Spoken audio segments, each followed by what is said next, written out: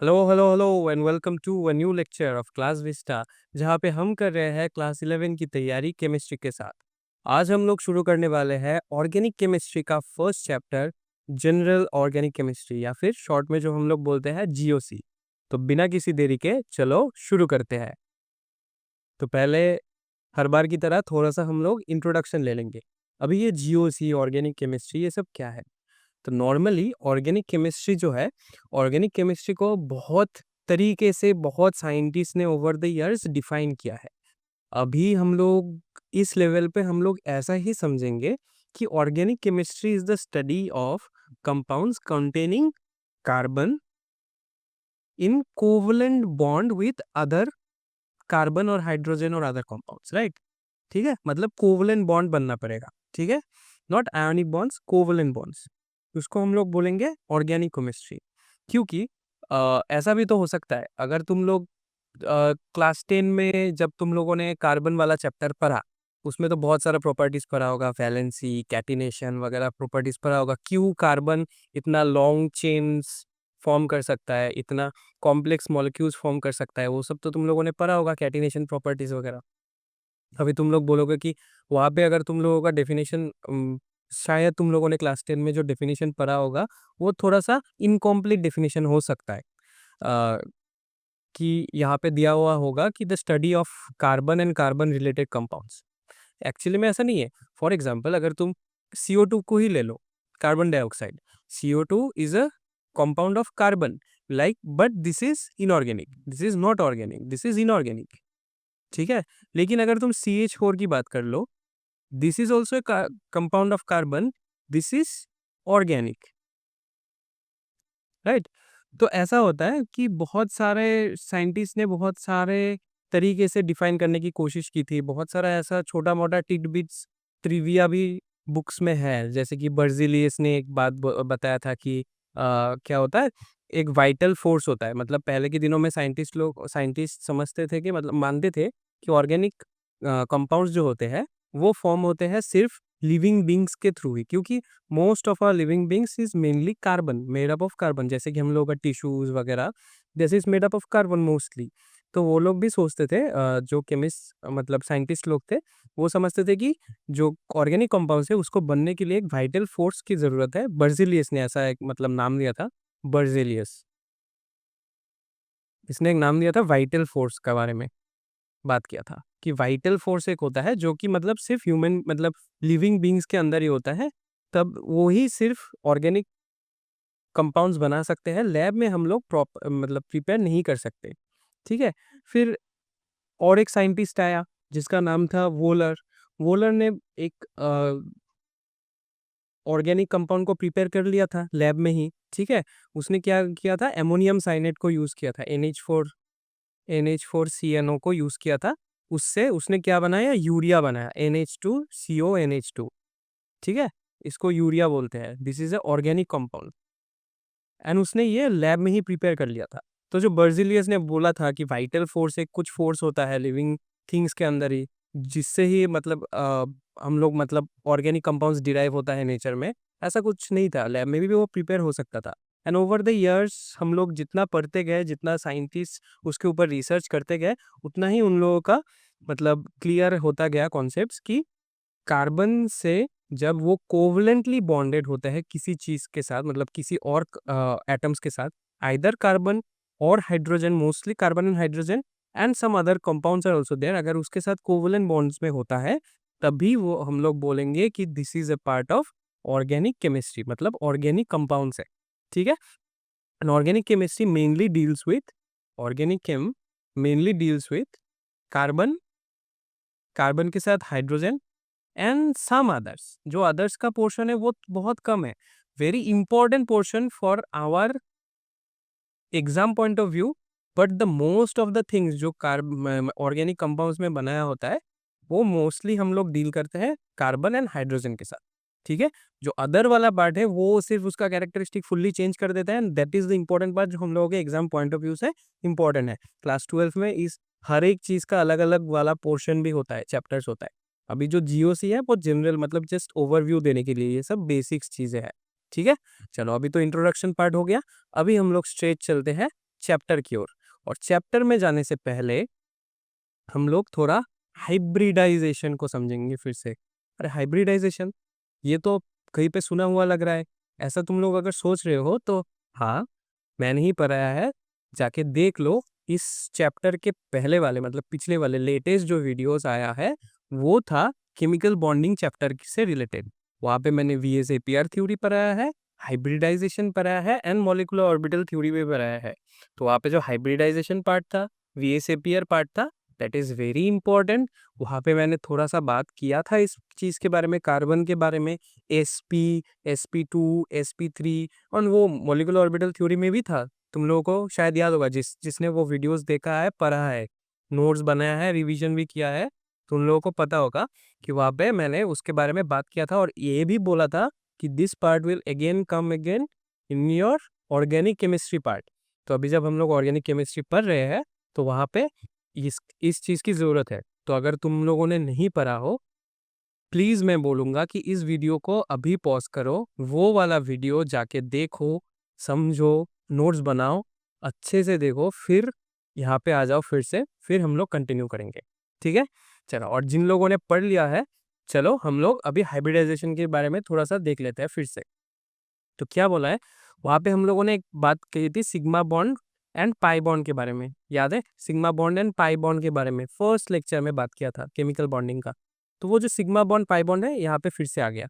तो कार्बन का ये सिर्फ मैं अभी बात बता दे रहा हूँ, इसका जब जितना मतलब इस चैप्टर में अंदर घुसते जाओगे, इस चैप्टर के अंदर जितना तुम आगे बढ़ोगे तब तुम्हें समझ आ जाएगा। ठीक है? और मैं ये मान के चल रहा हूँ कि क्लास 10 में जो तुम लोगों ने थोड़ा सा कार्बन वाला चैप्टर पढ़ा है ना, वहाँ से थोड़ा थोड़ा तुमको याद है, नॉट मच। मैं ऐसा नहीं बोल रहा हूँ कि तुम पूरा एक्सपर्ट हो, लेकिन ये मान के चल रहा हूँ कि थोड़ा थोड़ा तुमको याद है। ठीक है? अच्छा चलो, अभी sigma bond and pi bond के बारे में क्या बोल रहा था कि कार्बन क्या होता है, carbon actually total it can make 4 bonds, right? It can make 4 bonds क्योंकि उसका वैलेंसी 4 है। So it can make 4 bonds, either this with 4 other molecules मतलब एटम्स, ठीक है, या फिर दो दो एक के साथ मतलब डबल बॉन्ड, या फिर also triple bond. There is no 4 bonds, there is no quaternary bonds in carbon. ठीक है, एक है, लेकिन this is beyond our studying. ठीक है, अभी हम लोग triple bond, double bond and single bond के बारे में ही पढ़ेंगे। तो क्या बोला है, अगर सब सिंगल बॉन्ड्स रहते हैं, ऑल सिंगल बॉन्ड्स रहते हैं, तो मान लेना कि सब पाई बॉन्ड्स है, वहां पे हेड ऑन ओवरलैपिंग हो रहा है। पाई बॉन्ड्स मतलब हेड ऑन ओवरलैपिंग, ठीक है।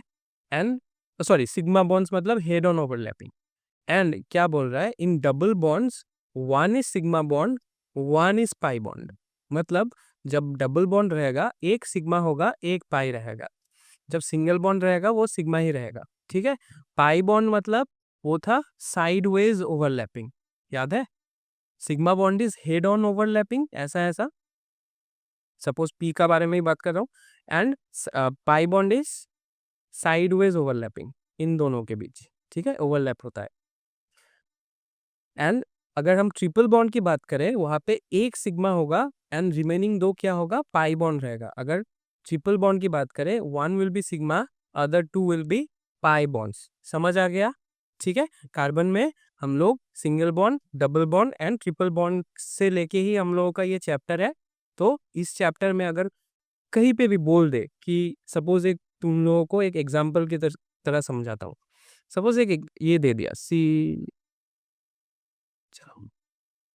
Hydrogen, hydrogen, hydrogen, hydrogen, hydrogen, hydrogen, ये अगर एग्जाम्पल दे दिया एग्जाम में और बोला कि यहाँ पे total number of sigma and pi bonds को कैलकुलेट करो, तो तुम डायरेक्ट कर सकते हो कि सिंगल बॉन्ड कितना है, 1 2 3 4 5 6 7 8 9 10 11 12 13 14 15 16, 16 sigma bonds are present, right? And pi bonds कितना है, 0 पाई बॉन्ड्स, सब सिंगल बॉन्ड्स है, तो there is no pi bonds. Double bonds होने से या ट्रिपल बॉन्ड होने से ही तो पाई बॉन्ड आएगा। अभी चलो एक छोटा सा और एग्जाम्पल ले लेते हैं, ठीक है। अगर इस एग्जाम्पल की बात करें तो यहाँ पे बोलो तो अरे, यहाँ पे बोलो तो कितना होगा, सिग्मा बॉन्ड्स कितना होगा एंड पाई बॉन्ड्स कितना होगा। तो यहाँ पे हम लोग सब सिंगल बॉन्ड्स का कैलकुलेट करेंगे, 1 2 3 4 5 6 7 7, एंड ये जो डबल बॉन्ड है उसमें से एक सिंगल एंड एक पाई, तो सिंगल बॉन्ड एक जो होगा उसका होगा टोटल 8 सिग्मा बॉन्ड्स हो गया। समझ आया? 1 2 3 4 5 6 7 8, 8 sigma bonds, and one of them, ये जो डबल बॉन्ड का एक बॉन्ड है that is also a pi bond, तो ये पाई बॉन्ड बन गया। ठीक है। और एक एग्जांपल अगर तुम लोग देखोगे कि अगर ट्रिपल बॉन्ड है, ऐसा है, ठीक है, तो इसमें क्या होगा, सिंगल बॉन्ड्स कितना है, 1 2 3 4 5, एंड इस ट्रिपल बॉन्ड में से एक आ जाएगा तो 6 सिग्मा बॉन्ड्स, राइट। एंड इस ट्रिपल बॉन्ड में बाकी दो बॉन्ड क्या बन जाएगा, पाई बॉन्ड्स बन जाएगा। तो ऐसे टाइप के क्वेश्चंस भी तुम सॉल्व कर पाओगे। ठीक है। अच्छा चलो, और एक चीज याद रखना, अगर ऐसा टाइप का देख रहे हो, मतलब ये शॉर्टकट मैं तुम लोगों को दे रहा हूँ, ठीक है, ये दिस इज sp3 हाइब्रिडाइजेशन। अगर ऐसा टाइप का देख रहे हो, दिस इज sp2 हाइब्रिडाइजेशन। अगर ऐसा टाइप का दिख रहे हो, और अगर ऐसा टाइप का दिख रहे हो कहीं पे, तो दिस इज sp हाइब्रिडाइजेशन, याद रहेगा, this is sp2, this is sp3।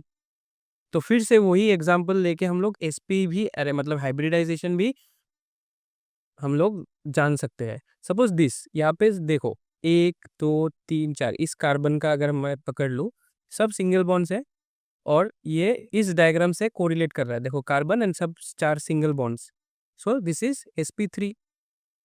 लेकिन अगर इस कार्बन का देखो तो क्या हो गया, 1 2 सिंगल बॉन्ड और एक डबल बॉन्ड, 1 2 सिंगल बॉन्ड और एक डबल बॉन्ड, तो this is correlating with this one, तो मतलब ये बन जाएगा sp2।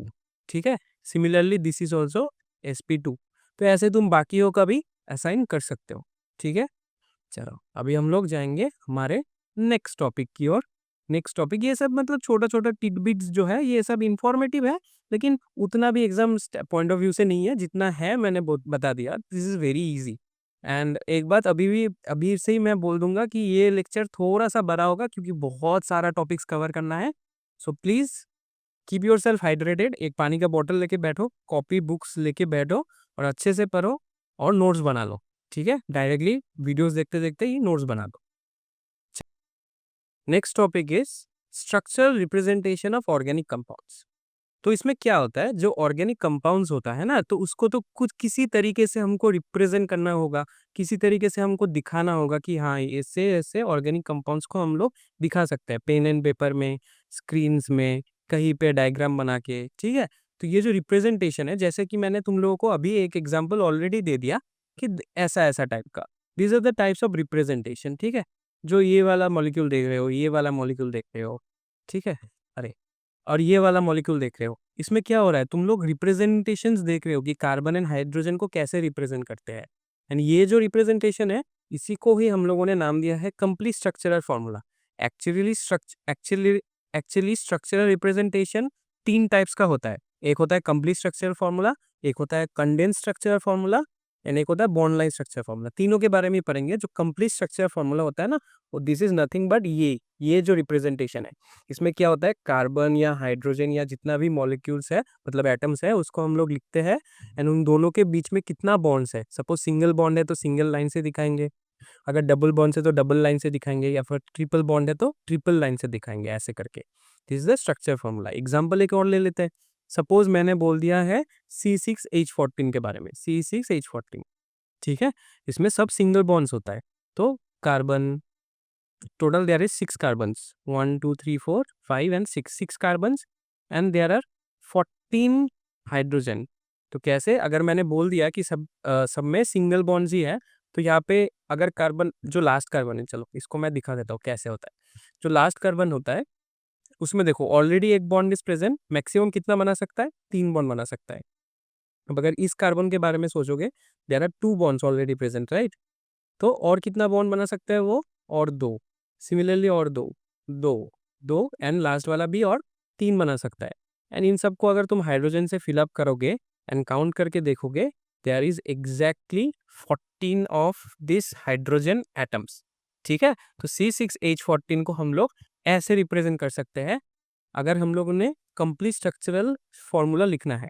या फिर और एक भी वे है, और एक भी वे है, क्या लिखना है, सपोज एक एक पार्ट का हम लोगों को लिखना है। सपोज इस पार्ट का पहले लिख लेते हैं।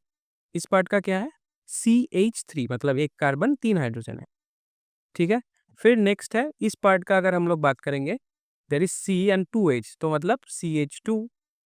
फिर इसका भी हम लोग बोल सकते हैं CH2, नेक्स्ट का भी CH2, नेक्स्ट का भी CH2, एंड लास्ट वाले का CH3। ये भी कंप्लीट स्ट्रक्चरल फॉर्मूला है, इससे भी हम लोग बोल सकते हैं। यहाँ पे हाइड्रोजन को डैशेस से, मतलब लाइन से नहीं रिप्रेजेंट किया जाता, सिर्फ बोला जाता है कि कार्बन के साथ 3 हाइड्रोजन है, देन नेक्स्ट कार्बन के साथ 2 हाइड्रोजन है, ऐसा, ठीक है। और एक एग्जांपल ले लेते हैं। सपोज अगर मैं बात करूँ C4H8 के बारे में, C4H8, ठीक है। इसमें क्या होगा, इसमें एक डबल बॉन्ड भी होगा। सपोज यहाँ पे है डबल बॉन्ड, ठीक है। टोटल 4 कार्बन, यहाँ पे एक डबल बॉन्ड है, तो यहाँ पे कितना हो सकता है, यहाँ पे टोटल और 3 हो सकता है। यहाँ पे ऑलरेडी डबल बॉन्ड का 2, इस साइड एक और एक, ठीक है। सिमिलरली यहाँ पे भी एक एंड यहाँ पे 3। सबको हाइड्रोजन से फिलअप कर दो एंड काउंट करो, 1 2 3, यहाँ पे 4 5 6 7 एंड 8, C4H8 बन गया, ठीक है। या फिर तुम इसको ऐसे भी रिप्रेजेंट कर सकते हो। कैसे, इस पार्ट का लिख लो CH3, देन नेक्स्ट पार्ट का क्या लिखोगे, CH, ठीक है, क्योंकि CH2 नहीं है, CH, एंड यहाँ पे एक डबल बॉन्ड तुम दिखा सकते हो कि यहाँ पे एक डबल बॉन्ड है, then next CH, then next CH3, ठीक है। ऐसे लिख सकते हो CH3 CH CH, मतलब मिडिल में एक डबल बॉन्ड, CH3, इसको बोलते हैं कंप्लीट स्ट्रक्चर फॉर्मूला। अगर सिंगल बॉन्ड्स है तो वो दिखाने की जरूरत नहीं है, डायरेक्ट हम लोग लिख सकते हैं। एंड अगर डबल बॉन्ड्स है, जहाँ पे डबल बॉन्ड है वहाँ पे एक डबल बॉन्ड दिखा देना चाहिए। अगर ट्रिपल बॉन्ड्स होगा तो ट्रिपल बॉन्ड्स भी दिखा देंगे, ठीक है। नेक्स्ट है condense structure formula. Condense structure formula मतलब कुछ भी नहीं है, सिर्फ इसी चीज का थोड़ा सा हम लोग उसको कंडेंस कर देते हैं। जैसे सपोज C6H14 की बात कर लेते हैं फिर से, चलो C6H14, ठीक है। इसका अगर मैं कंप्लीट स्ट्रक्चर फॉर्मूला देखूं तो क्या है, this is CH3 CH2 CH2 CH2 और एक बार CH2 और CH3। तो देखो CH2 कितना बार रिपीटेटिव हो गया ना, तो इस रिपीटेशन को हम लोग ऐसे लिख सकते हैं CH3, देन CH2 है कितनी बार, 4 times, and then CH3। This is nothing but condense structure formula. अगर रिपीटेशन हो रहा है तो रिपीटेशन कितना बार हो रहा है उसको ब्रैकेट के बाहर लिख देंगे और ब्रैकेट के अंदर वो रिपीटिंग यूनिट को लिख देंगे, तो हो जाएगा हम लोगों का काम, ठीक है। सपोज ये अगर ज्यादा नंबर का होता, सपोज था C7H16, ठीक है, C7H16 होता तो CH2 5 टाइम्स आ जाता, ऐसा करके, ठीक है। चलो मैं लिख देता हूँ, C7H16 अगर होता तो उसका फॉर्मूला होता CH3 CH2 CH2 CH2 CH2 CH2, 1 2 3 4 5 and then CH3। तो इसको हम लोग लिख सकते थे CH3, देन CH2 कितनी बार है, 5 टाइम्स, एंड देन CH3, ठीक है। This is the correct way of writing the condense structural formula. और एक भी टाइप वे है, ठीक है, और एक भी काइंड है, there is another way we can represent, जो कि है बॉन्ड लाइन स्ट्रक्चरल फॉर्मूला। अब ये bond line structure formula is very important, and ये थोड़ा सा नया है। ये जो अब तक तुम लोगों ने देखा वो तो ऑलरेडी शायद तुम लोगों को क्लास 10 से ही पता चल चुका होगा, ठीक है। तो ये जो बॉन्ड लाइन स्ट्रक्चर फॉर्मूला होता है, उसमें क्या होता है, सिर्फ हम लोग बॉन्ड लाइंस दिखाते हैं, कार्बन या हाइड्रोजन को नहीं दिखाते। ओनली क्या दिखाते हैं, ओनली बॉन्ड लाइंस, ठीक है। नो कार्बन और हाइड्रोजन इज शोन, ठीक है, याद रखना। अगर मैं फिर से C6H14 की बारे में बात करूं, C6H14 के बारे में बात करूं, तो क्या होता था, ऐसा ऐसा बॉन्ड लाइंस होता था ना, सी ऐसा ऐसा ऐसा ऐसा होता था, सी होता था,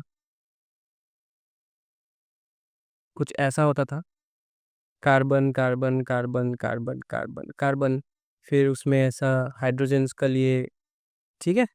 तो क्या होता था, यहाँ पे हम लोग सिर्फ कार्बन का बॉन्ड लाइंस को दिखाएंगे।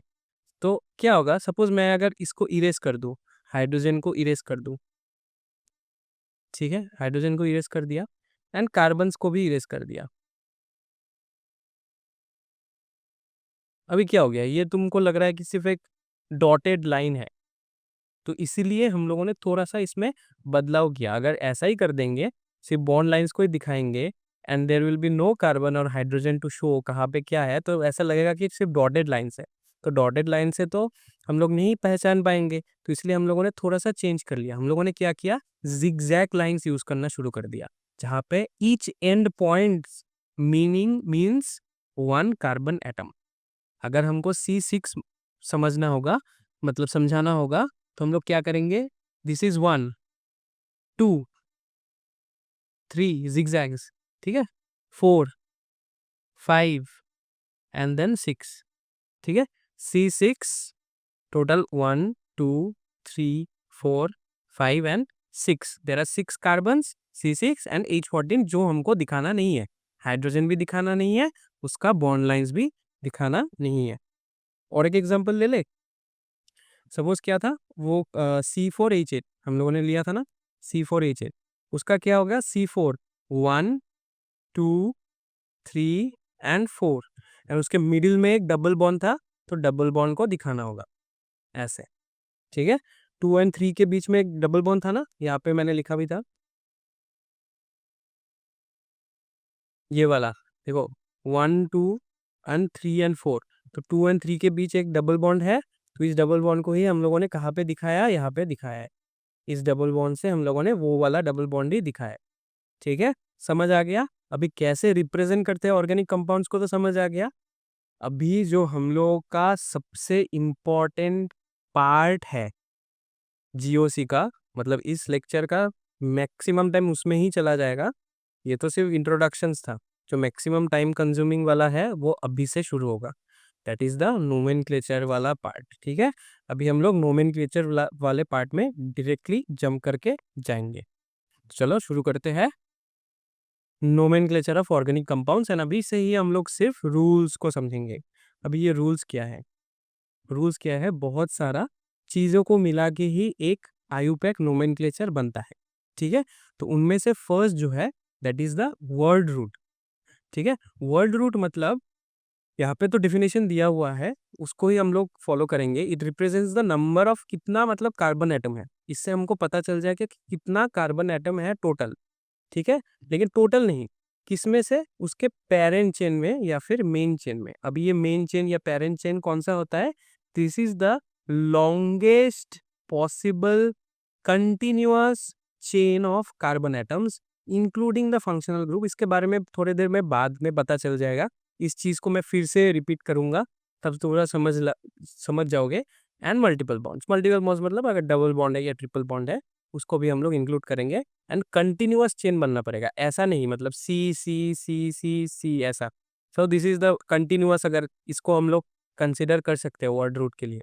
लेकिन अगर ऐसा ऐसा है कि सपोज 3 C है, उसके बाद एक ऑक्सीजन एटम आ गया, ठीक है, फिर उसके बाद C ऐसा कुछ हो गया, तो इसको हम लोग कंसिडर, पूरा लंबा वाला कंसिडर नहीं कर पाएंगे। आइदर हमको इतना कंसिडर करना होगा और आइदर इसको कंसिडर करना होगा, and this will be considered, क्योंकि यहाँ पे 4 है एंड यहाँ पे 3 है। ऐसा हम लोग नहीं बोल सकते कि 1 2 3 4 5 6 7 7 है, ये दिस इज रॉन्ग।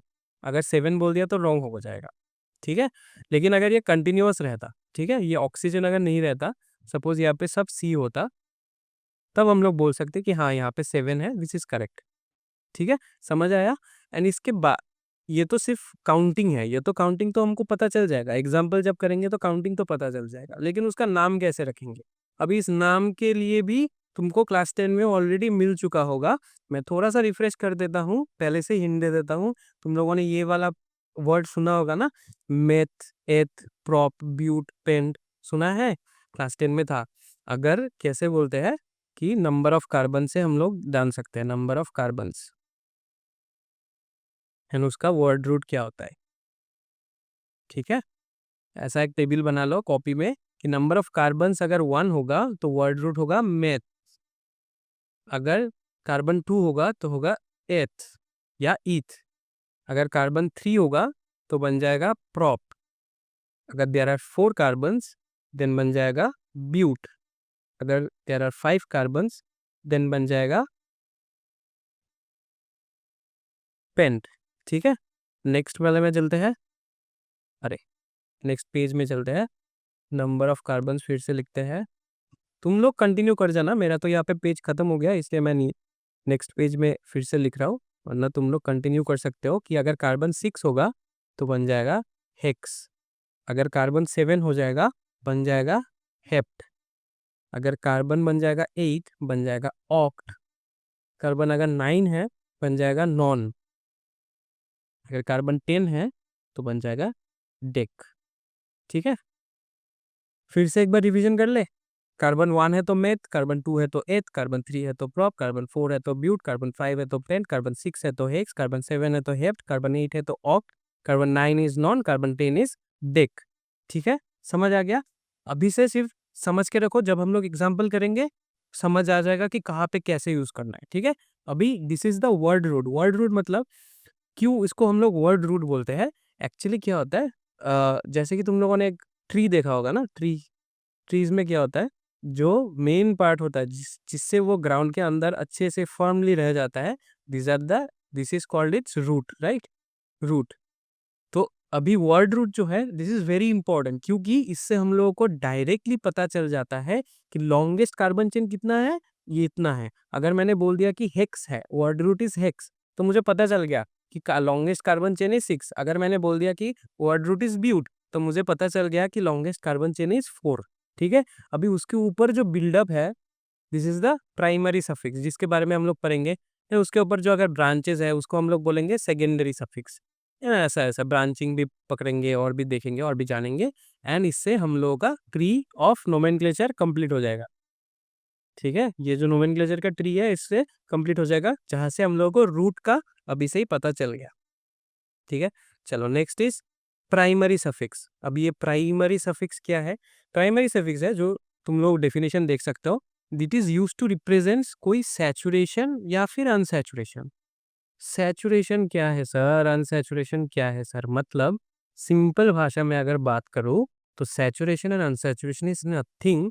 अगर सैचुरेटेड कंपाउंड है या फिर सैचुरेशन है तो हम लोग बोल सकते हैं कि there are only single bonds, there are no double bonds, no triple bonds between two carbon atoms. ठीक है, मतलब कार्बन और कार्बन के बीच सिर्फ सिंगल बॉन्ड, अगर डबल बॉन्ड आ गया तो मतलब अनसैचुरेटेड है, और अगर सिर्फ सिंगल बॉन्ड है तो सैचुरेटेड है। जितना भी कार्बन हो, 10 हो, 20 हो, 100 हो, एक भी अगर डबल बॉन्ड आ गया तो वो अनसैचुरेटेड बन गया।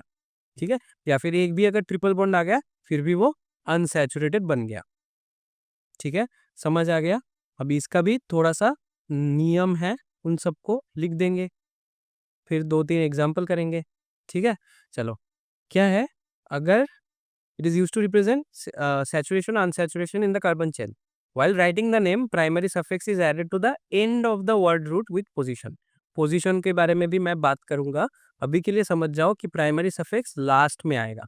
जैसे कि सपोज मैं लिख देता हूँ nature, nature of carbon chain, and उसका प्राइमरी सफिक्स क्या होता है।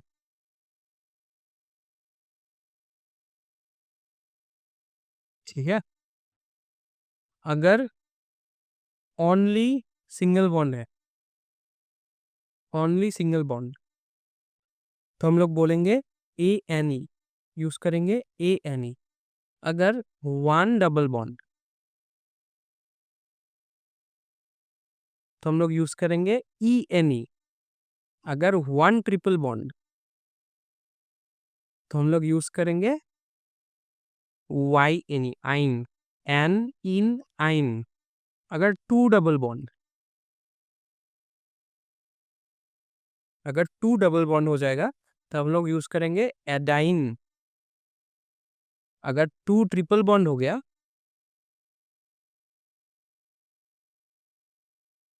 तब यूज करेंगे एडाइन।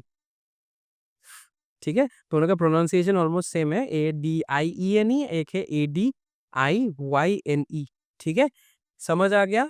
अभी से मैं क्या बोल रहा हूँ सिर्फ समझ लो, वो वर्ड रूट समझ आ गया, प्राइमरी सफिक्स समझ आ गया।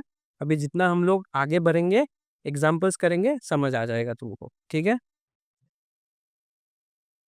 चलो अभी मिथाइल वगैरह करने से पहले एक एग्जाम्पल ही देख लेते हैं। चलो, सपोज मैंने ये वाला ही दे दिया, फिर से वो 6 वाला कार्बन का ही दे दिया, 1 2 3 4 5 6।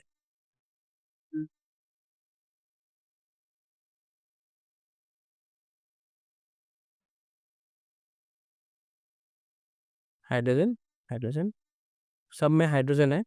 अबे तुम्हें एक काम करना होगा, ये क्वेश्चन अपने कॉपी में उठा के अपने कॉपी में लिखने के बाद बोलो तो यहाँ पे हाईएस्ट कार्बन का चेन तुम्हें कौन सा नजर आ रहा है? वर्ड रूट के लिए जो कार्बन चेन है वो कौन सा नजर आ रहा है?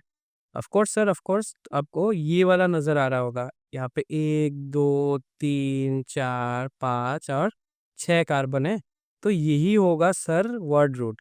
एंड हमको पता है कि अगर 6 कार्बन हो जाएंगे तो वर्ड रूट बन जाएगा हेक्स। वर्ड रूट क्या बन जाएगा? हेक्स। तो मतलब इसका आ गया हेक्स। ठीक है। अभी हम लोग देखेंगे कि सर अगर डबल बॉन्ड है तो ई एन ई बिठाएंगे, ट्रिपल बॉन्ड है तो वाई एन ई बिठाएंगे, और अगर कुछ भी डबल बॉन्ड और ट्रिपल बॉन्ड नहीं होता, तो अगर सब सिंगल बॉन्ड होता है तो हम लोग क्या बिठाएंगे? A N E. तो हेक्स के बाद ही हम लोग जोड़ देंगे ए एन ई। तो इस कंपाउंड का और कुछ है? और कुछ नहीं है सर, सब डबल बॉन्ड का हम लोग अकाउंट कर लिया, सब मतलब सिंगल बॉन्ड का अकाउंटिंग कर लिया, और कितना कार्बन है उसका भी लिख दिया। तो इस कंपाउंड का नाम बन जाता है हेक्सेन। ठीक है, कंपाउंड का नाम बन जाता है हेक्सेन।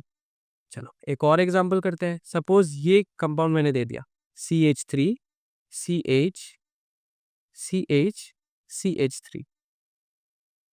ठीक है, CH3 दे दिया। अभी इस कार्बन इसका मैं सिर्फ तुम्हें इनकम्प्लीट वर्जन दे रहा हूँ, अभी कंप्लीट वर्जन भी दूंगा। लेकिन अगर सिर्फ इसका ही बारे में बात करेंगे तो हमको लॉन्गेस्ट कार्बन चेन दिखाई दे रहा है। हाँ सर दिखाई दे रहा है। यहाँ पे 1 कार्बन है, यहाँ पे 2 कार्बन है, यहाँ पे 3 नंबर है, और यहाँ पे 4 नंबर है। यहाँ पे सब कॉन्टिन्यूस है क्योंकि यहाँ पे हाइड्रोजन ऐसा है। ठीक है, हाइड्रोजन ऐसा है, यहाँ पे हाइड्रोजन ऐसा है, यहाँ पे ऐसा है, और यहाँ पे ऐसा है, इसलिए सिर्फ ऐसे लिख दिया। हाँ हाँ सर, ये तो समझ आ गया, आपने रिप्रेजेंटेशन समझा दिया हमको। यही कंटिन्यूअस चेन है, और 4 होने से हमको पता है कि होगा ब्यूट। ठीक है, ब्यूट। एंड यहाँ पे एक डबल बॉन्ड है। एक डबल बॉन्ड होने से सर आपने बताया है कि अगर 1 डबल बॉन्ड है तो हम लोग इन लिख सकते हैं, तो ये बन जाएगा ब्यूटीन। ठीक है, तो ये this is correct but also wrong, this is incomplete. ठीक है, इसके बारे में भी बात करेंगे क्यों इनकम्प्लीट है, लेकिन अब तक के लिए समझ जाओ कि हाँ ऐसा ही लिखना पड़ता है कि ब्यूट होगा क्योंकि ये कंटिन्यूअस चेन यही है, एंड क्योंकि एक डबल बॉन्ड है तो इन आएगा। लेकिन इनकम्प्लीट है, क्यों इनकम्प्लीट है इसके बारे में अभी हम लोग समझेंगे। Next is, if carbon are in branches then they are named in with an yl in the end. मतलब मिथाइल, इथाइल, प्रोपाइल ऐसा समझना है। मतलब क्या होता है, एक एग्जांपल लेते हैं। सपोज ये हेक्सेन के बारे में एग्जांपल ले लेते हैं। हेक्सेन तो सब तो समझ में आ गया होगा। There are 6 carbon, there are also hydrogens.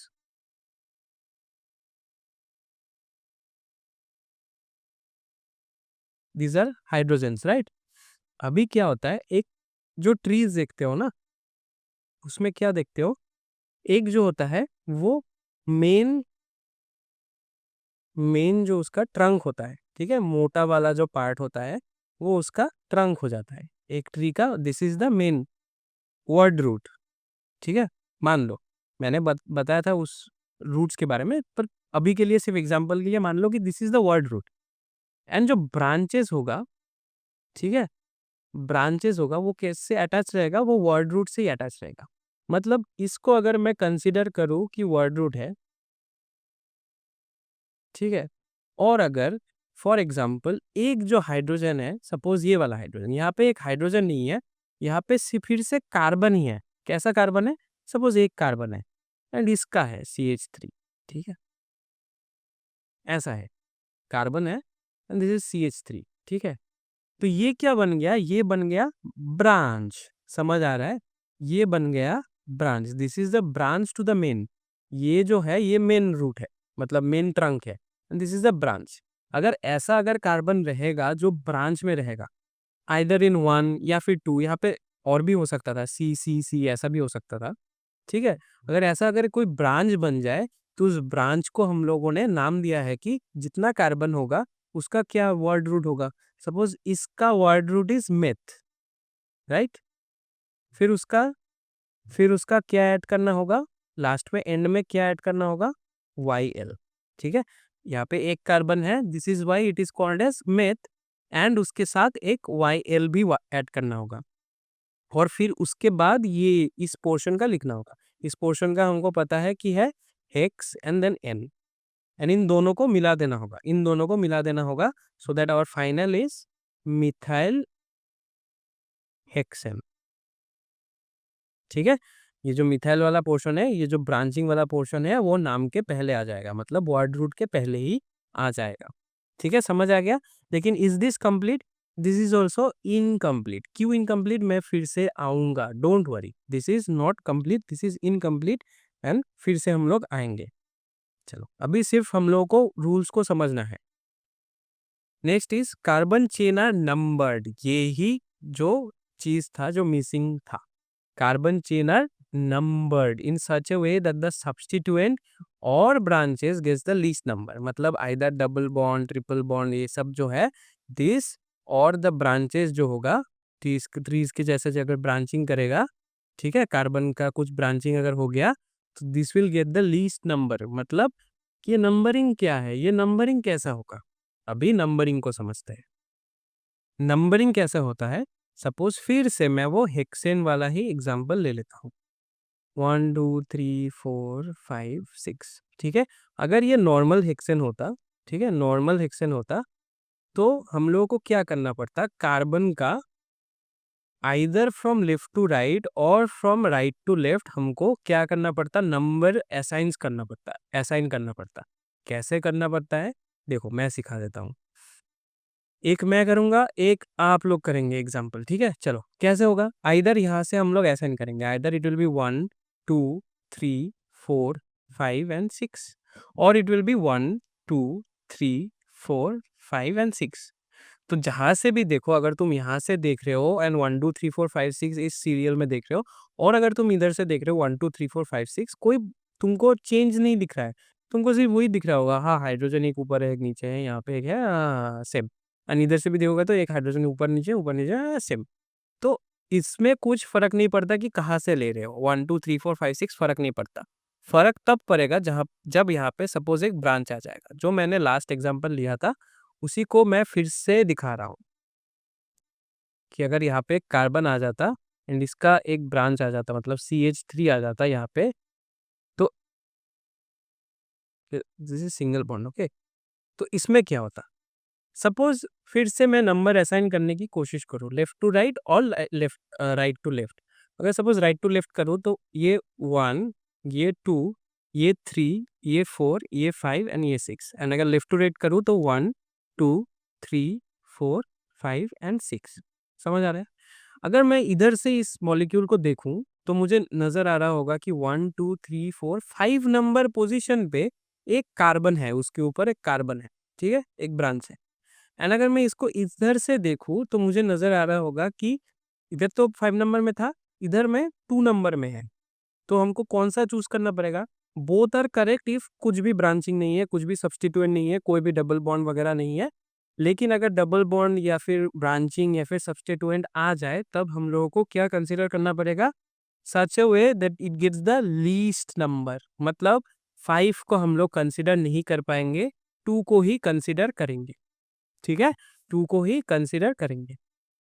तो the correct number will be 2। मतलब इसका नाम बन जाएगा, इस पोजीशन से क्या आया, इस पोजीशन से हमको पता चल गया लास्ट वाले रूल से कि ये है मिथाइल, एंड इस वाला मॉलिक्यूल का नाम है हेक्सेन। ठीक है, तो इन दोनों को हम लोग मिला के लिख सकते हैं मिथाइल हेक्सेन। अभी ये जो मिथाइल है, ये तो कहीं पे भी हो सकता है।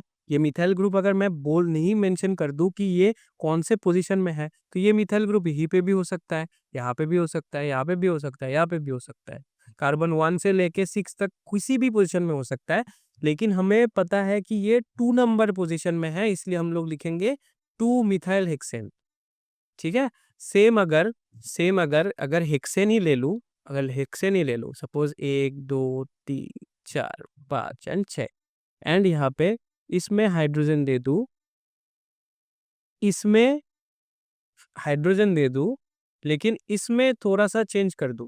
इसमें मैंने बोल दिया कि यहाँ पे एक मिथाइल ग्रुप है, यहाँ पे एक मिथाइल ग्रुप है, तो अभी इसका नाम क्या हो गया, 2 3 यहाँ पे 4।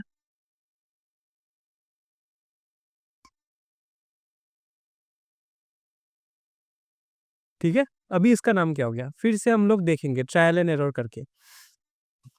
1, चलो ऊपर लिख देता हूँ, 1 2 3 4 5 एंड 6। और अगर नीचे से लिखता हूँ, मतलब राइट टू लेफ्ट अगर लिखता हूँ 1 2 3 4 5 एंड 6, तो अगर ऊपर से का मैं कंसीडर करूँ लेफ्ट टू राइट, तो मेरा कहाँ पे आ रहा है, 4 पोजीशन में। एंड अगर लेफ्ट टू राइट कंसीडर करूँ तो कहाँ पे आ रहा है, 3 पोजीशन में। तो हमको पता है हमको कौन सा कंसीडर करना होगा, हमको नीचे वाला कंसीडर करना होगा। तो कैसे लिखेंगे, this is 1, this is 2, this is 3 4 5 and 6। तो इस वाले पार्ट का नाम है obviously this is methyl, and इस वाले पार्ट का नाम है हेक्सेन। तो दोनों को मिला के बन जाता है मिथाइल हेक्सेन। लेकिन अभी ये मिथाइल किस नंबर पोजीशन पे है, 2 नंबर में है, लास्ट की तरह नहीं है, ये तो 3 नंबर पोजीशन में है। तो इसलिए इसका नाम बन जाएगा 3 मिथाइल हेक्सेन। समझ आया कि समझ नहीं आया, कि नंबर कहाँ पे जोड़ना है, लीस्ट वाले में। समझ आया, ठीक है। इसी के बारे में यहाँ पे भी लिखा है, the position of substituent are indicated by 2 3 4 before the name of substituent or branches followed by word. तो जो मैंने अभी बताया वही है, ठीक है। और एग्जाम्पल जब करेंगे तो हमको और भी समझ आ जाएगा। चलो तो एग्जाम्पल में ही डायरेक्ट चले जाते हैं। थोड़ी देर पहले मैंने ये वाला एग्जाम्पल तुम लोगों को दिया था, CH3 CH एंड CH3। तब मैंने क्या बताया था, इसका नाम है ब्यूट इन, लेकिन एक चीज मिसिंग है। क्या, कौन सा चीज मिसिंग है, वही हम लोग देखेंगे, ठीक है। तो इससे तो पता चल गया कि इसका नाम ब्यूट होगा, एंड एक डबल बॉन्ड है तो उसका इसमें एक इन भी आ जाएगा, ठीक है। इधर तक तुमको पता है। अभी नंबरिंग देना पड़ेगा, किस चीज का यहाँ पे सब्स्टिट्यूएंट है, नहीं है, सब्स्टिट्यूएंट तो नहीं है, लेकिन क्या है, एक डबल बॉन्ड है, उसको हम लोग सब्स्टिट्यूएंट कंसीडर करेंगे। एंड उसको कौन सा जगह चाहिए, उसको लीस्ट नंबर पोजिशन चाहिए। तो अगर मैं इसको 1, इसको 2, इसको 3 एंड इसको 4 दे दूँ, या फिर ऊपर में अगर राइट टू लेफ्ट अगर लिख दो कि 1 2 3 एंड 4 है, सपोज तुम इधर से देख रहे हो, तब कहाँ पे दिख रहे हो कि ओ अच्छा 2 और 3 के बीच एक डबल बॉन्ड है। और अगर तुम इधर से भी देख रहे हो तो सेम ही दिख रहे हो कि 2 और 3 के बीच एक डबल बॉन्ड है, ठीक है। तो आइदर और तुम कंसीडर कर सकते हो, ऊपर वाला भी कंसीडर कर सकते हो या फिर नीचे वाला भी कंसीडर कर सकते हो। एंड ये जहां से शुरू होता है डबल बॉन्ड, मतलब 2 पोजीशन से शुरू होता है, उसको ही लिखना पड़ेगा। तो वर्ड रूट आ गया ब्यूट, एंड डबल बॉन्ड के लिए इन, एंड ये इन कहाँ से शुरू हो रहा है, 2 पोजीशन से, तो ये बन जाएगा ब्यूट 2 इन। समझ आया, ये बन जाएगा ब्यूट 2 इन। एग्जाम्पल, और एग्जाम्पल करेंगे, बहुत सारा एग्जाम्पल करेंगे, और एग्जाम्पल, चलो और एक एग्जाम्पल देखते हैं।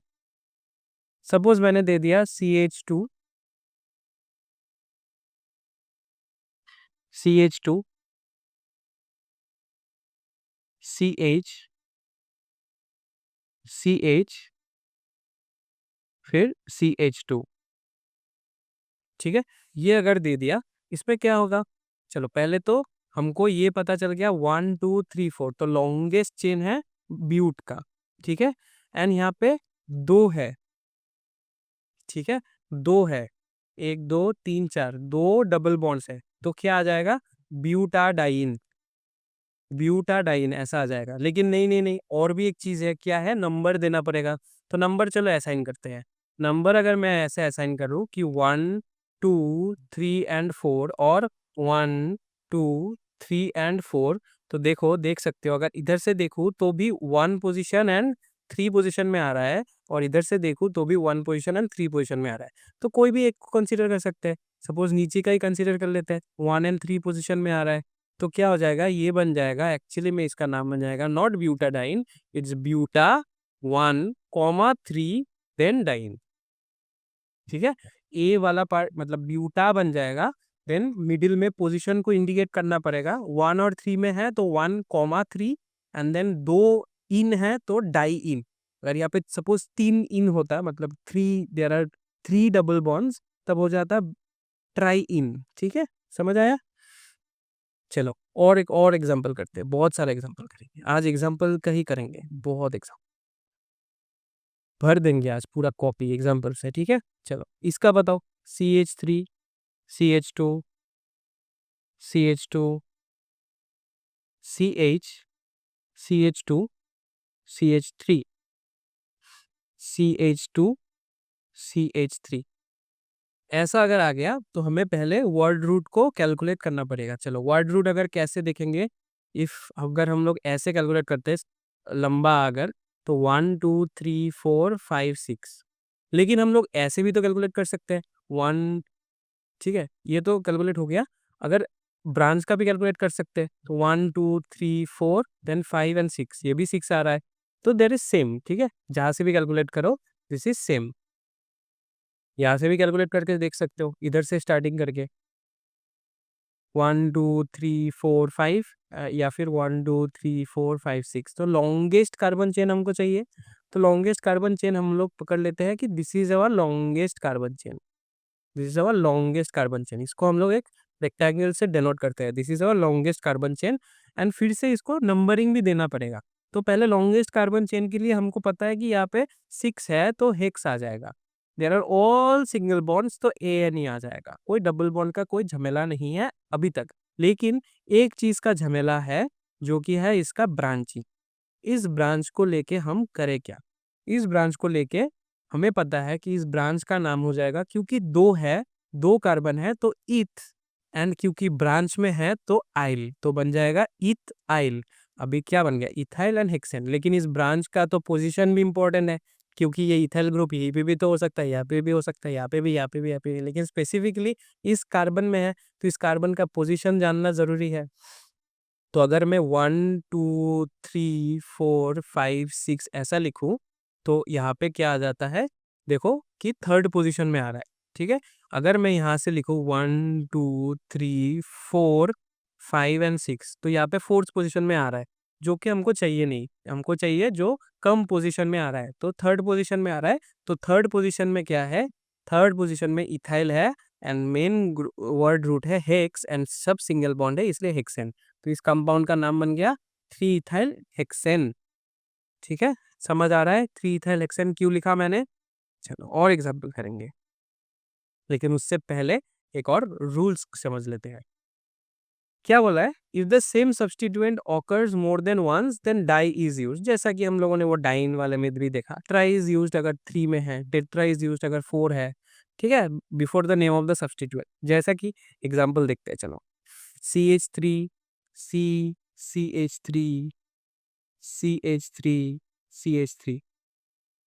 इसका अगर मैं बोल दूं, इसका क्या होगा नाम?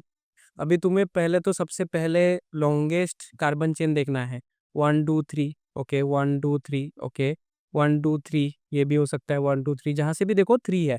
तो सपोज मान लेते हैं कि this is our main word root, this is our main word root, ठीक है। तो इससे हम लोगों को पता चल गया इसका नाम होगा प्रोप, एंड सब सिंगल बॉन्ड है तो प्रोपेन बन जाएगा। ठीक है, ठीक है, चलो प्रोपेन तो ठीक है, लेकिन यहाँ पे तो ब्रांचिंग भी है, यहाँ पे एक ब्रांचिंग है एंड यहाँ पे दूसरा ब्रांचिंग है। इस ब्रांचिंग का नाम है मिथाइल, एंड इस ब्रांचिंग का नाम है मिथाइल। तो यहाँ पे क्या हो गया? 2 मिथाइल आ गया। पोजीशन देख लेते हैं, तुम जहां से भी देखो पोजीशन सेम ही आएगा, क्योंकि left to right is 1 2 3, 1 2 and 3, and right to left is also 1 2 3, मतलब 2 पोजीशन में आ रहा है, ठीक है। तो एक को ले लेते हैं 1 2 3, नीचे वाला ही ले लेते हैं, तो 1 2 3, तो 2 पोजीशन में 2 मिथाइल है, तो इसका नाम बन जाएगा 2 पोजीशन में 2 बार है तो 2 2, ठीक है। एक 2 में मिथाइल और एक 2 में मिथाइल, 2 2 डाई मिथाइल, क्योंकि यहाँ पे सब्स्टिट्यूएंट है मिथाइल, 2 होने से डाई को ऐड करना पड़ेगा, तो डाई मिथाइल, फिर हेक्सेन, और सॉरी हेक्सेन नहीं, प्रोपेन। इतना बार हेक्सेन का एग्जांपल दे चुका हूँ, मेरे मन में सिर्फ हेक्सेन ही बैठ गया, ठीक है। तो इसका नाम बन गया 2 2 डाइमिथाइल प्रोपेन, ठीक है। और एक एग्जांपल देख सकते हैं, चलो देखते हैं। सपोज ये इस चीज का, इस एग्जांपल को करते हैं, थोड़ा लंबा वाला होगा। CH3 CH, इधर एक CH3 दे देता हूँ, CH2 CH2 CH CH3, फिर CH, फिर एक दे देता हूँ CH3, और एक CH3 यहाँ पे। चलो अभी काउंटिंग करना शुरू होगा, क्योंकि कंटिन्यूअस लॉन्गेस्ट पेरेंट चेन हमको चाहिए। अगर मैं लेफ्ट टू राइट काउंट करूँ तो 1 2 3 4 5 6 7, and right to left is also 7, right. अगर मैं इधर से शुरू करूँ, इधर से इस कार्बन से शुरू करूँ, तो 1 2 3 ये तो नहीं होगा, तो राइट साइड चला जाता हूँ। 1 2 3 4 5 6 7 7 आ रहा है फिर से। याद रखना 7 अभी तक हाईएस्ट है, ठीक है। अगर मैं इस ब्रांच को ही लेके थोड़ा सा इधर एक्सटेंड कर दूँ, 1 2 3 4 5 6, अरे 6 में खत्म हो गया, ये नहीं होगा। 5 6 एंड 7 आ, अच्छा 7 ही है, 7 ही है। इस ब्रांच से भी देखना है, इस ब्रांच से भी देख सकते हैं, 1 2 3 4 5 6, और यहाँ पे भी अगर देखोगे तो 6, इधर जाओगे तो 3 या फिर 4, तो इधर भी नहीं होगा।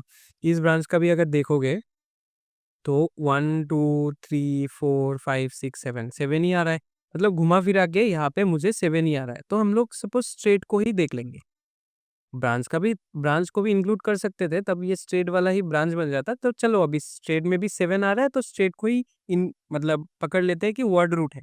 तो ये बन गया 7 है, तो मतलब हेप्ट है, राइट। एंड सब सिंगल बॉन्ड्स है, तो क्या बन जाएगा, हेप्टेन है। चलो अभी इतना तक तो समझ आ गया। नेक्स्ट इज हम लोगों को ब्रांच पता करना है। तो ब्रांच, चलो ये एक ब्रांच हो गया, ये दूसरा ब्रांच हो गया, या तीसरा ब्रांच हो गया, सब में एक एक कार्बन है, तो ये भी मिथाइल हो गया, दिस इज ऑल्सो मिथाइल, ठीक है, and this is also methyl. समझ आया। अभी नंबरिंग देना पड़ेगा। सपोज मैं इधर से लेफ्ट टू राइट जाऊंगा, तो 1 2 3 4 5 6 7, क्योंकि ब्रांच का नंबर नहीं चाहिए, सिर्फ वर्ड रूट का नंबरिंग चाहिए। तो यहाँ पे देखो 2 में आ रहा है, 3 में आ रहा है और 6 में आ रहा है, ठीक है, 2 3 एंड 6। अगर मैं 2 3 एंड 6 याद रखना, चलो मैं इसको पहले मिटा देता हूँ। हाँ, 2 3 एंड 6 में आ रहा है, 2 3 6। अगर मैं लेफ्ट टू राइट जाऊं तो क्या आ जाएगा, 1 2, फिर से 2 में आ रहा है, 3 4 5 एंड 6 में आ रहा है, ठीक है। 1 2 3 में नहीं आ रहा है, 4 में नहीं आ रहा है, 5 में आ रहा है एंड 6 में आ रहा है, 7 में नहीं आ रहा है, ठीक है, 7 में नहीं आ रहा है। तो अभी किस किस में आ रहा है, 2 में आ रहा है, 5 में आ रहा है, 6 में आ रहा है। तो अभी तुम लोग देख के ही बता सकते हो कि हाँ 2 और 6 तो कॉमन है, लेकिन यहाँ पे 3 है, यहाँ पे 5 है, तो obviously this is the lowest one. अगर तुमको डायरेक्टली समझ में नहीं आ रहा है तो प्लस कर दो, 2 प्लस 3 प्लस 6 कितना होता है, ठीक है, 9 11, एंड 2 प्लस 5 प्लस 6 कितना होता है, 13। So obviously 11 is the smallest number. तो हम लोग को कौन सा लेना पड़ेगा, 2 3 6, मतलब नीचे वाला लेना पड़ेगा। तो ऊपर का हम लोग डिलीट कर सकते हैं, मतलब नहीं लेंगे इसको, ठीक है, इसको नहीं लेंगे। कौन सा लेंगे, 2 3 6 को लेंगे, मतलब 2 कॉमा 3 कॉमा 6। अभी मिथाइल कितना है, 3 है, तो क्या बन जाएगा, trimethyl, trimethyl. And फिर वर्ड रूट क्या है, हेक्स, एंड सब सिंगल बॉन्ड है तो ane. This is the correct name for this compound, ठीक है। और भी 2 3 कंपाउंड देख सकते हैं, चलो एक और कंपाउंड देख लेते हैं।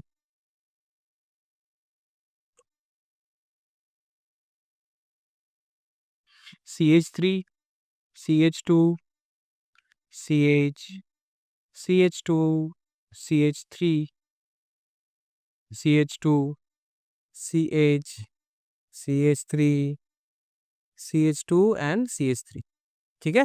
इस चीज़ का नाम लिखना होगा, इस कंपाउंड का। फिर से हम लोगों को काउंटिंग शुरू करना पड़ेगा, लेफ्ट टू राइट अगर काउंट करेंगे 1 2 3 4 5 6 7, ओके। अगर राइट टू लेफ्ट भी करेंगे तो देर इज ऑल्सो 7, ठीक है। अगर ब्रांच का भी इंक्लूड करेंगे 1 2 3 4 5 6 7, अगर ब्रांच को इधर लेके जाएंगे तो ऑब्वियसली 4 में अटक जाएगा, इस ब्रांच को लेके जाएंगे तो 7 तक आएगा ही नहीं। तो मतलब सब मिला के मतलब हम लोगों का 7 ही हाईएस्ट आ रहा है। तो चलो पकड़ लो, इधर का ही मान लेते हैं कि हाईएस्ट यही है, ठीक है, हाईएस्ट ब्रांचिंग इसमें ही है। तो अभी इसका नाम क्या हो जाएगा, ऑब्वियसली देयर इज ओनली 7, तो hept, and there are no double bonds, no triple bonds, मतलब अनसैचुरेशन नहीं है, तो हेप्ट एन बन जाएगा। चलो अभी मान लिया हेप्टेन है, तो ब्रांचिंग कहा गया, ब्रांचिंग तो यहाँ पे है, इसका क्या बन जाएगा, इसका बन जाएगा मिथाइल। इसका क्या बन जाएगा, इसका बन जाएगा इथाइल, ठीक है। और नंबरिंग भी चाहिए, 1 2 3 4 5 6 7, और 1 2 3 4 5 6 7 कौन सा लोगे? ऊपर का अगर लेते हो तो 3 और 5 में गिर रहा है, एंड अगर नीचे का लेते हो तो भी 3 और 5 में गिर रहा है। तो हम किसी को भी कंसीडर कर सकते हैं। सपोज मान लेते हैं कि 3 में इथाइल है एंड 5 में मिथाइल है, तुम एक्सचेंज करके भी कर सकते हो, 3 में मिथाइल एंड 5 में इथाइल भी दे सकते हो। लेकिन अब तुम लिखोगे कैसे? क्योंकि अभी तो तुम्हारा कॉन्स्टिट्यूएंट सब अलग अलग हो गया, यहाँ पे तो सभी मिथाइल था, तो तुम कॉमा देके 2 3 6 एंड ट्राई या फिर डाई या फिर टेट्रा ऐसा यूज कर सकते थे। लेकिन यहाँ पे तो कॉन्स्टिट्यूएंट सब चेंज हो गया, है कि नहीं? यहाँ पे एक इथाइल है, एक मिथाइल है, अभी लिखोगे कैसे? इसके लिए हम लोगों का एक और रूल्स की जरूरत है, जो मैंने यहाँ पे लिखा है कि different types of substituents are present, if different types of substituents are present, they are named according to alphabetical order. ठीक है, alphabetical order and their position. जैसे कि इथाइल एंड मिथाइल में कौन सा प्रायोरिटी ज्यादा मिलेगा? ऑब्वियसली इथाइल को मिलेगा, क्योंकि इथाइल में ई है, मिथाइल में एम है, ई कम्स बिफोर एम, सो ये बन जाएगा इथाइल का पहले लिखेंगे एंड मिथाइल का बाद में लिखेंगे। फॉर एग्जाम्पल इस कंपाउंड में क्या होगा, कहाँ पे है? 3 इथाइल है एंड 5 मिथाइल है, राइट? 5 मिथाइल है, तो इस कंपाउंड का क्या बन जाएगा? 3 इथाइल, क्योंकि इथाइल पहले आएगा, फिर लिखेंगे 5 मिथाइल। तो अभी ब्रांच का हो गया, अभी वर्ड रूट में आते हैं हेप्ट एंड एन। ठीक है, समझ आया? देखो यहाँ पे मैंने एक गलती किया था, तुम लोगों ने बताया भी नहीं मुझे। क्या होता है यहाँ पे? वर्ड रूट था हेप्टेन, तो ये क्या बन जाएगा? 2 3 6 ट्राईमिथाइल, मैंने हेक्सेन दे दिया, तुम लोगों ने मुझे बताया भी नहीं, ट्राईमिथाइल हेप्टेन बन जाएगा ये वाला। ठीक है, इतना बार हेक्सेन करा रहा था ना, इसलिए मेरे दिमाग में वो हेक्सेन ही आ गया। मैंने बोला था ना तभी भी एक बार, हेक्सेन ही घूम रहा है मेरे दिमाग में, एक्चुअली में हेप्टेन होगा। ठीक है, तो ये हो गया हेप्टेन, ये भी हो गया 3 इथाइल 5 मिथाइल हेप्टेन। और एक एग्जाम्पल करना है, चलो और एक एग्जाम्पल करते हैं, इसके बाद ही एक एग्जाम्पल और करते हैं। CH3, CH3,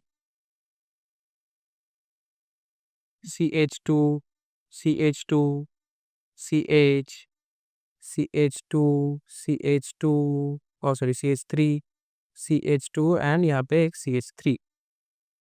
अगर मैं लेफ्ट टू राइट काउंट करूँ तो 1 2 3 4 5 6 7, अच्छा 7 है, फिर से 7 आ रहा है, और इस बार याद रखना है हेप्टेन होगा 7 होने से, तो ये 7 हो गया। इधर से अगर काउंट करूँ 1 2 3 4 5 6 7, अच्छा इधर भी 7 आ रहा है। इधर से अगर काउंट करूँ तो 1 2 3 4 5 6 एंड 7, अच्छा 7 ही आ रहा है। इधर से भी काउंट करूँ तो 1 2 3 4 5 6 7 ही आ रहा है, तो हाईएस्ट आ रहा है 7। अच्छा ठीक है, ठीक है, 7 आ रहा है आंसर। इस बार आप याद रखना कि हेप्टेन होगा। हाँ हाँ, याद रहेगा, इस बार कोई गलती नहीं होगा, फुल कॉन्सेंट्रेशन के साथ मैं भी करूँगा, तुम भी करो, कि ये हो गया हेप्ट। ठीक है, and there are no double bonds और ट्रिपल बॉन्ड्स, तो ये बन जाएगा हेप्टेन। ठीक है, ये बन गया हेप्टेन। अभी obviously branches are important, branching का नाम लिख लेते हैं। ब्रांच का इसका क्या होगा? ब्रांच का इसका हो जाएगा इथाइल एंड इसका हो जाएगा मिथाइल। ब्रांचिंग भी हम लोगों ने आइडेंटिफाई कर लिया, उसका नाम भी हम लोगों को पता चल गया। एग्जाम में ये सब लिखने की जरूरत नहीं है, ये सब मैं समझाने के लिए बोल रहा हूँ। और एग्जाम में डायरेक्ट सवाल पूछ लेना कि आयुपैक नेम लिखना है, तो तुम डायरेक्ट लिख सकते हो। ये तुम रफ में कर सकते हो, लेकिन डायरेक्ट ही लिख देना। ठीक है, नाम सिर्फ पूछेगा तो डायरेक्ट लिख सकते हो। अभी नंबरिंग देना होगा। अगर नंबरिंग में इधर से इधर जाऊँ, मतलब राइट टू लेफ्ट, तो 1 2 3 पोजिशन में एक, 4 5 एंड 6 पोजिशन में एक, एंड देन 7। एंड अगर लेफ्ट टू राइट में जाऊँ, ठीक है, अरे 7, अगर लेफ्ट टू राइट में जाओ तो 1 2 पोजीशन में ही एक, 3 4 5 पोजीशन में एक, देन 6 एंड 7। तो एक में आ रहा है 3 एंड 6, एंड एक में आ रहा है 2 एंड 5। तो ऑब्वियसली हमको पता है कि 2 एंड 5 का ही अच्छा होगा, क्योंकि 2 + 5 = 7, 3 + 6 = 9, तो हम लोग ये वाला ही लेंगे। तो अगर नीचे वाला ही लेंगे तो हम लोग ऊपर वाले को मिटा देते हैं।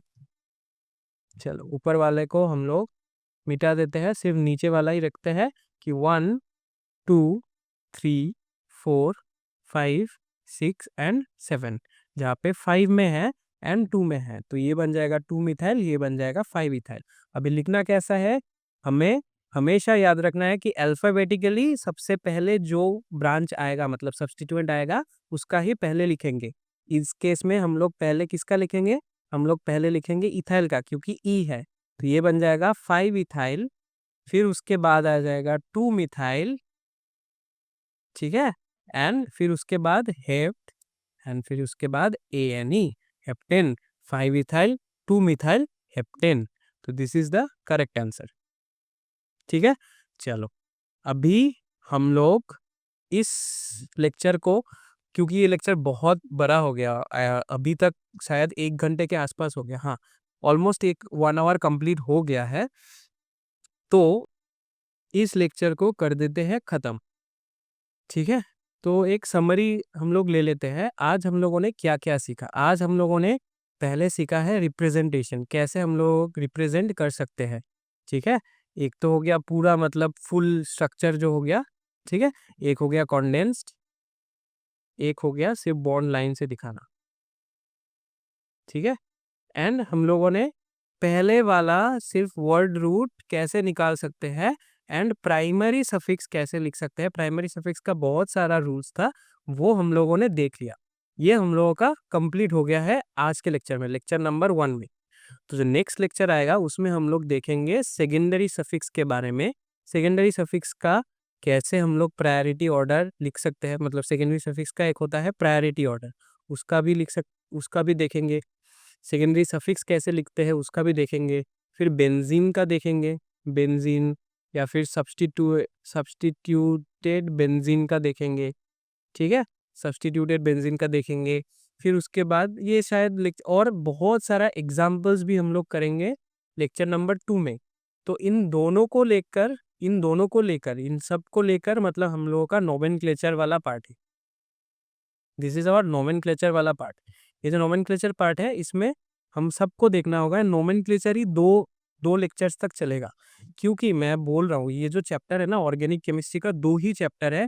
This is very very tough, ठीक है, very very vast chapters and very very tough also. But उतना भी टफ नहीं है अगर तुम लोग पढ़ोगे और थोड़ा सा याद रखने की कोशिश करोगे कि मैंने आज क्या कराया, मैंने आज क्या समझाया। एंड बहुत सारा एग्जाम्पल्स भी तुम लोगों को करना है, जो मैं अभी से बता दे रहा हूँ कि जो टेलीग्राम चैनल है वहाँ पे तुम्हें एक प्रैक्टिस शीट भी मिल जाएगा, ठीक है, प्रैक्टिस शीट मिल जाएगा, ठीक है। उस प्रैक्टिस शीट में शायद तुम अभी से सब कुछ ना कर पाओ, क्योंकि उसमें थोड़ा सा सेकेंडरी सफिक्स वाला भी क्वेश्चंस है, एक दो बेंजीन वाला भी क्वेश्चंस है। लेकिन उसमें बहुत सारा क्वेश्चंस है जो आज के लेक्चर के बेसिस पे भी तुम लोग कर सकते हो, जहाँ पे मैंने सिर्फ word root and primary suffix को लेके ही प्रैक्टिस शीट बनाया है, ठीक है। तो टेलीग्राम चैनल में जाओ एंड इस प्रैक्टिस शीट को डाउनलोड करो। कहाँ से करोगे, टेलीग्राम चैनल से, ठीक है। कौन से टेलीग्राम चैनल से, टेलीग्राम चैनल का नाम आप अब तक तो तुमको याद हो जाना चाहिए कि क्लास विस्टा केमिस्ट्री। इस टेलीग्राम चैनल में जाओ एंड देखो, वहाँ पे तुम लोगों को वो प्रैक्टिस शीट मिल जाएगा एंड उस प्रैक्टिस शीट का इस्तेमाल करो, प्रैक्टिस करो, ठीक है, ताकि तुम ये वाला जो नोमेनक्लेचर का ये वाला जो पार्ट है ये तुम्हारा क्लियर हो जाए, ठीक है। ये वाला जो पार्ट है ये तुम्हें क्लियर हो जाए।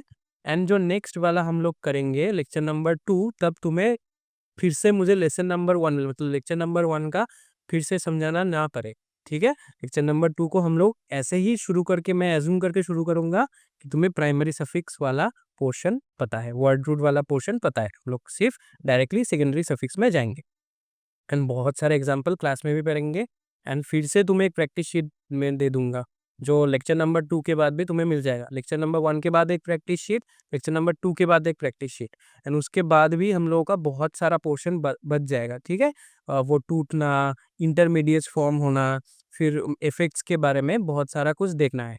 एंड टेंशन मत लो, एग्जाम के पहले पूरा कोर्स कंप्लीट हो जाएगा तुम लोगों का एंड एग्जाम के पहले वन शॉट्स भी आ जाएंगे, जहाँ से तुम लोग अच्छे से पढ़ सकते हो। लेकिन अगर फुल लेक्चर्स अभी से देखोगे ना, तो बहुत ही अच्छी तरीके से तुम लोगों को अंडरस्टैंडिंग भी हो जाएगा, क्योंकि क्लास 12 की केमिस्ट्री में दिस इज वेरी इंपॉर्टेंट, ये नोमेनक्लेचर वाला पार्ट, क्योंकि वहाँ पे डायरेक्टली नाम दे देगा, तुमको करना होगा, उसके साथ रिएक्शंस कैसा होता है ये सब तुम लोगों को देखना होगा। क्लास 12th में।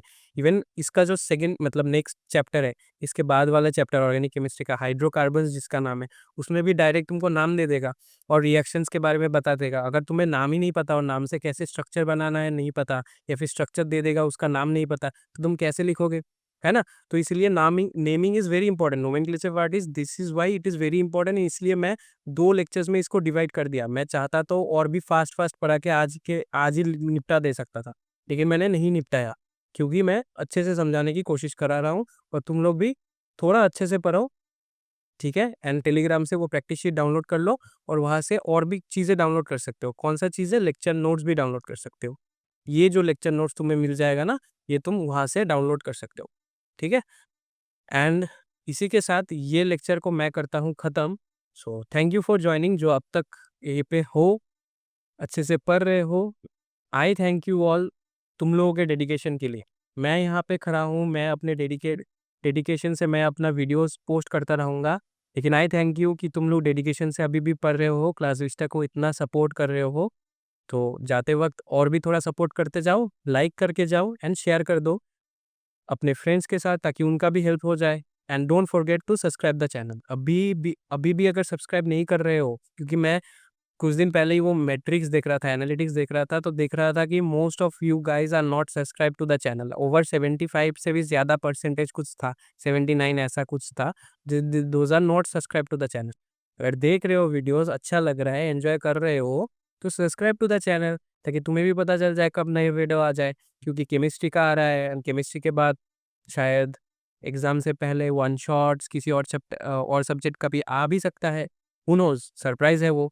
तो ताकि तुम्हें पता चल जाए कि कब आएगा, उसके लिए सब्सक्राइब टू द चैनल, ठीक है? एंड ऑब्वियसली टेलीग्राम चैनल का तो लिंक मैंने वहाँ पे दे ही दिया, डिस्क्रिप्शन में भी मिल जाएगा। Also if you want to follow us on our social, Instagram में अगर फॉलो करना है, और Instagram handle is @classvista on IG,